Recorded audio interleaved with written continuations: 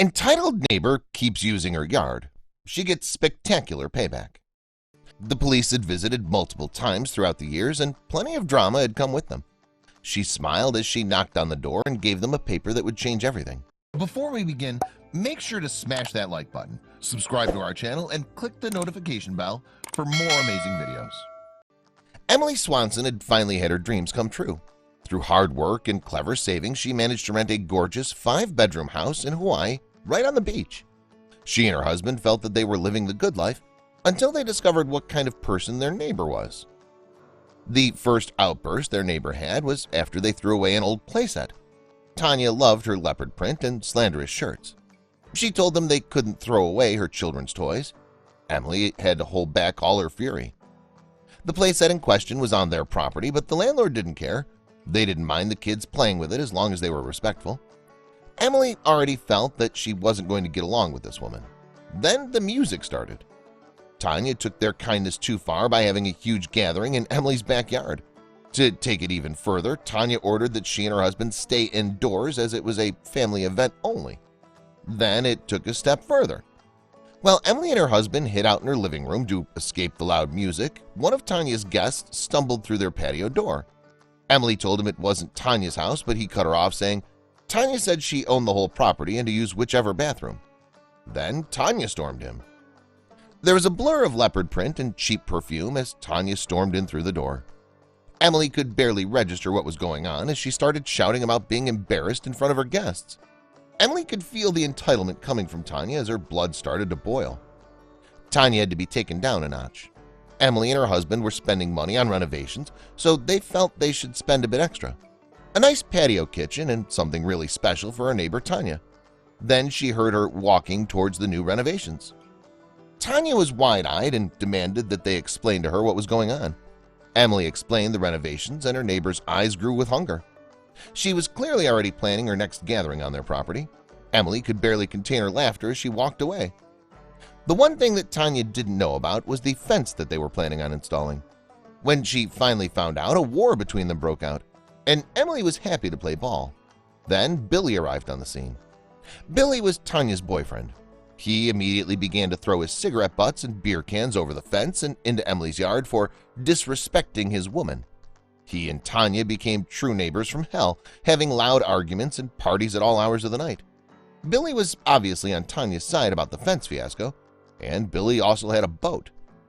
It was a 30-foot fishing boat to be precise. Only Tanya's side of the property was only allowed 15 feet of dockage. Emily's side of the property, as the larger and more expensive side of the duplex, was blessed with about 150 feet of docking space.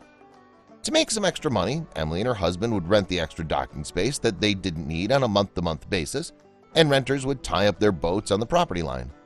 So what did Billy and Tanya decide to do? One day, Emily was perplexed to find that someone had left a nasty review for her on the site that they used to rent out the docking spaces. The disgruntled customer said that Emily and her husband were rude and had not honored a verbal agreement to let them use the space for 3 more months. After a phone call, Emily quickly put 2 and 2 together. Emily was furious. The couple had posed as her and her husband while they were out of town, had rudely told the renter to remove their boat, and had audaciously parked Billy's fishing boat in the space. Unbelievable. Emily wasted no time. Now it was her turn to call the cops. The situation was getting well out of hand. The cops ordered Tanya and Billy to move the boat immediately or it would be towed. Tanya and Billy began to scream that the boat is on their property and that Emily was a liar. Then they switched tack and screamed that nobody could own the water. After this final incident, Emily vowed to get payback, and she didn't care if it took years to get it. It was supposed to be years of blissful mornings with fruit salad and watching the ocean. Instead, cigarette butts and other garbage were tossed over regularly.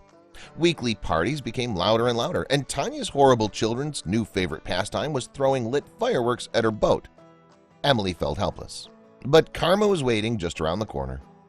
Months turned into years, and the police eventually knew their address by heart because it was the horrible neighbor's main ammunition. Emily turned despondent as her heavenly paradise turned sour and rotten. She had just about given up on her dreams and even considered moving just to get away from it all, but then fate stepped in. It didn't matter that the police sided with Emily every single time. Each financial installment in their rent-to-own property felt more like a devastating investment into misery. Sickening stress was now a constant in their life. She was on the verge of giving up altogether when the landlord suddenly offered a very interesting opportunity. The housing market was insane, and the old man was tired of being a landlord, especially to the crazy girl that never shuts her pie hole. Emily's jaw dropped to the ground as he offered the wonderful, utterly magical solution to all of her problems. Fruit salad and tranquility would be in her future again. The old man was desperate to sell the other half of the duplex and wanted to give the first chance to Emily and her husband. She felt a new surge of joy swell in her heart at the idea. It was extra great because she'd be able to move her aging parents in beside them. It didn't take long for the paperwork to go through and the final plan to unfold. They weren't idiots. Before the glorious day, they made an LLC and confirmed the end of the lease was soon, as well as had the notice papers ready. It was with immeasurable pleasure she knocked on Leopard Lady's door, handed over the notice, and asked for the rent. But that wasn't the best part. It turned out the wretched neighbor had just moved her mother in. The old woman wasn't just mortified at her daughter's behavior. She repeatedly and sincerely apologized for everything that had happened over the years. "I didn't raise my daughter to act like this kind of maniac." Leopard Lady turned beet red with rage and embarrassment. It was an alliance Emily would never have imagined. Not only did the old mother keep an exquisite and effective peace, but she also ended up being very pleasant company.